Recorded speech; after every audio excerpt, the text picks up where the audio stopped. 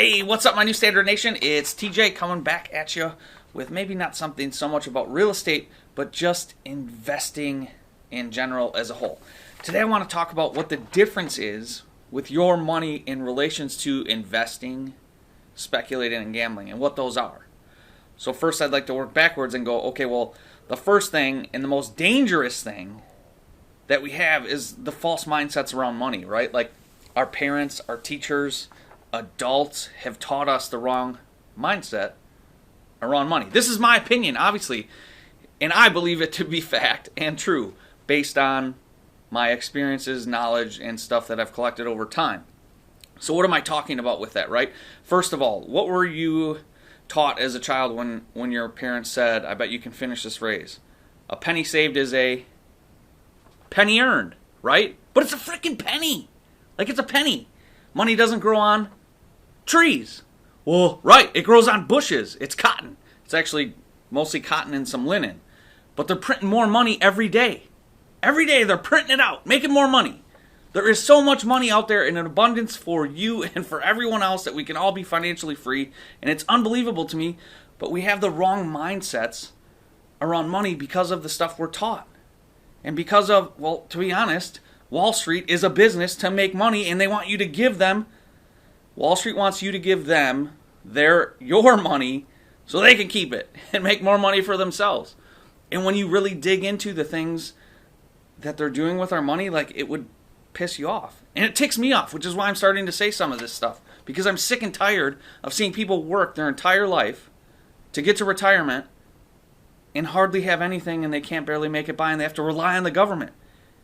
You don't want to rely on the government for, in my opinion, anything. Yes, I know they do the roads, they do some of this stuff. There is a purpose to it. I believe in it. But we shouldn't be giving them as much money as we are, one, to the government, two, to financial planners. Did you know financial planners, almost all of them have no fiduciary duty to you? So what that means is all they have to do is pick a suitable investment for you.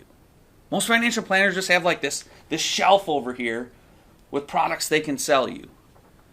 And to get on that shelf, those companies that have products that they're selling the financial planner that they ultimately sell to you, they pay to be put on there. My goal isn't to go into all the stuff like how you should invest and do that stuff, but it's to talk about the different things between investing, speculating, and gambling. You know what? I'm going to show this. This book right here. This is a fella that lost a boatload of money in just a couple months. It's called What I Learned Losing $1 Million. He says in there, he's not a financial planner, but he is an investor investing in the stock market. He actually did futures and a bunch of other stuff. But he lost like $1.6 million in a matter of a few months. He said, in Wall Street, what they're trying to do is minimize losses. So they plan for losses. So they're taking your money and planning for losses, and they get to charge you a fee just to manage your money based on how much you have in there and how much they make you. Did you know that if you pay an extra 1% in fees, like fees to your financial planner, whoever it is, investment person, so if I pay 2%, you pay 3%, it will take you an extra 10 years, or you'll run out of money 10 years sooner than I will. But most people don't realize and understand all the fees you are being charged because they say, oh, this is our fee, or we don't have a fee for this. But then they have all these little charges throughout time. And it adds up to astronomical numbers. Don't you think it blows my mind when I see somebody who takes your money, lots of people's money, and pool it in, and they're living a better life, hands down, by far and away, than you and anyone else we know. Look at the freaking Wolf of Wall Street. What did he do? I'm not saying all financial planners are like that. There's some guys that do it that I love, and they mean well. But the whole scheme of it overall for Wall Street is for them to make money, not you. And it's starting to tick me off. So I have some notes here, so if you see me looking down, that's what it is. But if you look at it, people are like, oh, cash is, you're taught, king. It's nothing. It's a piece of paper. Like I said, cash is trash for the most part. Like, look, if I take all that, right, and I sit it here, I'm going to sit it right here back in my pocket for this whole time. This is not going to multiply. It's not going to grow. It's not going to do a dang thing. And that's exactly what it's doing when you're sticking it in a bank account, making 0.001%, or even 1% for all that matters. You're never going to retire off of that. There's something called the law of 72. And what it is, if you take the interest rate you're making by 72, it's how long it will take you to double that money. What you need to start doing is not making money, because making it's illegal. You need to start collecting money, then keeping it, not giving it to the government, because the government takes so much of our money when you think about property taxes, income taxes, taxes for your food, taxes for gas, taxes for everything. It's outrageous how much we pay in taxes. But you need to keep as much as you can and then multiply it. So if you're leaving it in a bank account and it's making 1%, which is super high right now, it's going to take you 72 years to double that money. But what if you can make 10% or 20% or 25 or 30? Let's say 36%, so you can double your money in 2 years. That's what you need to start doing and thinking like how can I collect money, then keep it, and then double it, right? And the faster you can do that, the faster you'll be able to retire. So one of the other things I want to talk about, and we'll go into, is investing, speculating, gambling. So first, gambling. Gambling is just, typically it's done with sports, like people can understand that one. I'm going to bet you straight up the Green Bay Packers will beat, who do we just play? The 49ers. That is a gamble. You're just betting on some future outcome that you don't know about.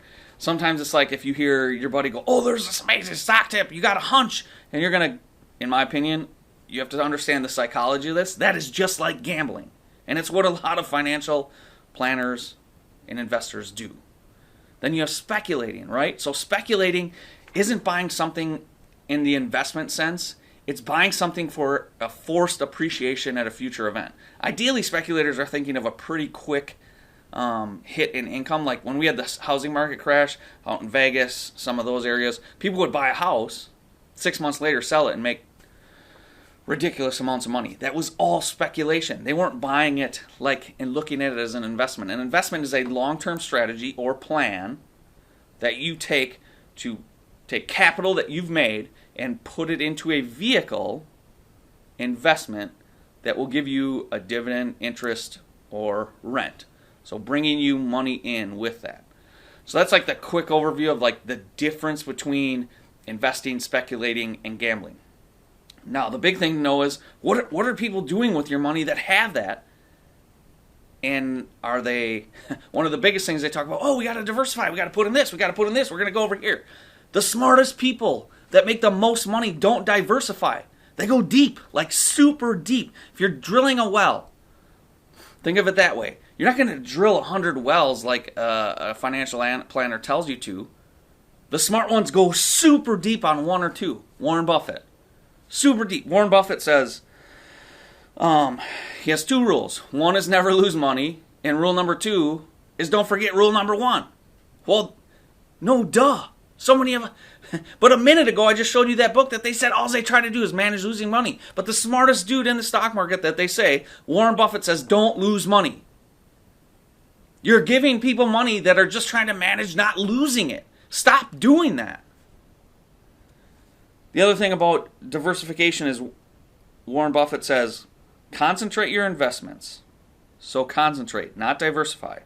If you have he goes on to say, if you have a harem of 40 women, you never get to know any of them very well.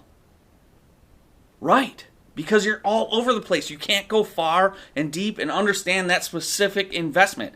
If you have hundreds of them, multiple different financial planners, you're all over the board, you can't monitor and keep an eye on them. You need to know, otherwise it's a crapshoot and you're gambling. At best. And your odds of gambling are, I'll say flip of a coin is 50-50. And it's usually worse. Like if you bet on the Packer game, you know that if you look at spreads and all these different things, they had a less likely chance to win than the 49ers and so on. So figure out what you're doing. And the biggest thing is to have a plan going into that.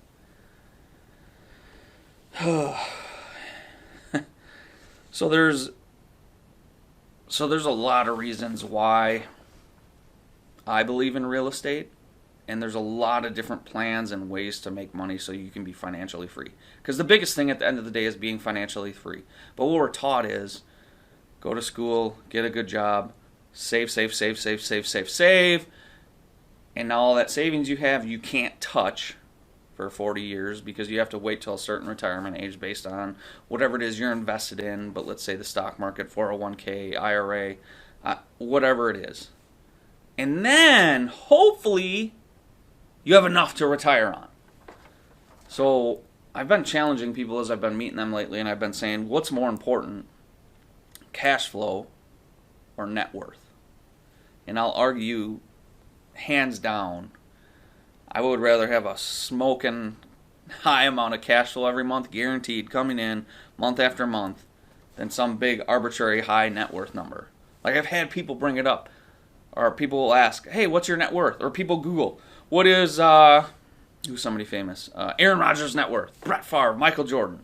Like, yeah, it's cool. Maybe they're worth billions or millions of dollars, but they can lose it. We've seen sports figures lose it. But what if you were worth $1 million, right? Like, I see a ton of people that somehow amass $1 million. They become a millionaire, and they go into, like, this conservation mode. Like, have you met a millionaire where all of a sudden they're like, oh, God, I can't spend it. I can't do this. Oh, this money. Like, they're freaked out because they're so afraid of losing it. You have to continually build and expand and grow as a person. And if you listen to stuff I did before, the first and best thing you can ever invest in is yourself. The knowledge to gain wisdom, to understand what people are doing with your money. If you're just blindly throwing it out there, I'm not really mad at the people that are taking your money and investing it because you're not educating yourself on that. So invest in yourself, in your future, in your family's future. More importantly, you, so you understand this stuff and understand there are better ways and things you can do with the amount of knowledge and information that is out there today. I'm not saying my way is the best way, the right way. It's the way that's worked for me. And it's provided cash flow to the point where I'm going to be 40 pretty quick, but I'll be able to retire. Not able to. I could quit working today and still cover all of my bills and have money to goof off some because of cash flow coming in. It doesn't matter what my net worth is. I could have 100% finance properties doing interest-only loans, have a zero or negative net worth, but if I have cash flow coming in that covers all those debts every month, right? It's coming in, it's coming in, it's coming in. That's still better than being worth $2 million in a 401k that I can't touch for another 25 years. Forget that! That sucks! But the whole point is just to get you to start thinking about what you're doing with your money. Are you investing it, speculating with it, or gambling with it? Two, their second thought on that. These are, so this dude right here, Ray Dalio, it's called Principles. It's a super good book. Sorry about that. Super good book. This guy is so smart. Like, he is one of the only people that has continually, over time, invested money and made 20+% returns for his clients. The crazy thing is like, you need hundreds of millions of dollars to even be able to invest with him, and he's pretty much not doing it anymore. But smart dude. Like, he's like one in millions that has been able to do that consistently over time. And if you read this big, thick book, you can kind of see his theories and thoughts on that. I don't want to be a financial planner or investor for people with their money. Like, that's not my goal, but I want to know what's going on and what's out there. Then there's this guy, Tony Robbins, who wrote a couple books on money, and Tony doesn't claim to be the smartest dude with money. Well, I'll say he probably is pretty good with it. He interviewed and works with like super smart people on that book and talks about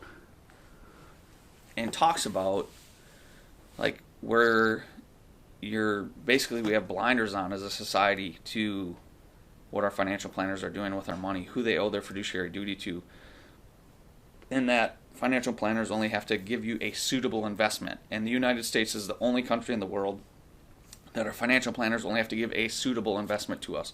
They are not fiduciaries looking out for our best interest, putting our needs ahead and above their own. It's crazy, right?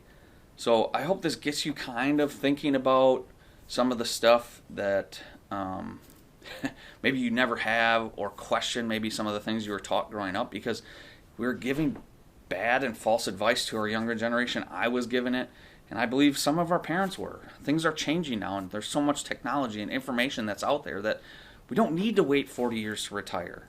I don't care if you work for someone else. Like, Most people that are millionaires work for someone else, and they took that money and they invested it and multiplied it and doubled it. And how did they do that? And how can you do it? And how can you take cash flow and have it coming in on a constant and regular basis so that in 5 or 10 years you never have to work again if you don't want to, but you're choosing to because you love what you do? I think more people should do what they love to do. But first you got to make money, multiply it, and then be financially free so you can do whatever it is you want, so you can wake up today and work or not work if you don't want to. But really, at the end of the day, it's coming down to living in my opinion, your life's purpose. And the more I've thought about it, prayed about it, talked about it, like, I want to help people in real estate, obviously, because that's what I do. But in a bigger picture, like financially, I want people to understand they can be free. They don't need the government. You don't need your parents to die so you can collect their inheritance so that, who knows, you can finally buy a house.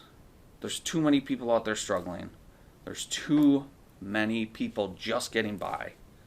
And when I see somebody hit 65 and they're finally ready to retire, but then they realize they can't because of insurance and taxes and all these other things, and now they're going back to work just to make ends meet, like, that sucks. There's no reason everyone can't be financially free, in my opinion, well before 40, if they take their money and invest it wisely and do things right. So look, I hope you like this one. I know it wasn't strictly about real estate, but I'm going to talk more about finances and stuff and go a lot deeper on some of these things I talked about. Please like this, share it. If you're listening to the podcast, subscribe and like it. It's going to start helping us rank higher. I haven't pushed that much.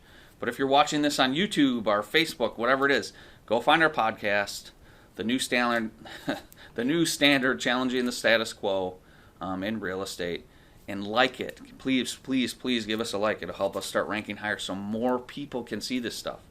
Like, I don't have any classes or stuff I can sell you. I'm not trying to make money off of this. I want people to be educated and start opening their eyes to, like, there's more possibilities that are out there. I don't care if you make $10,000 a year or $250,000 a year. You can be more financially free than you are right now.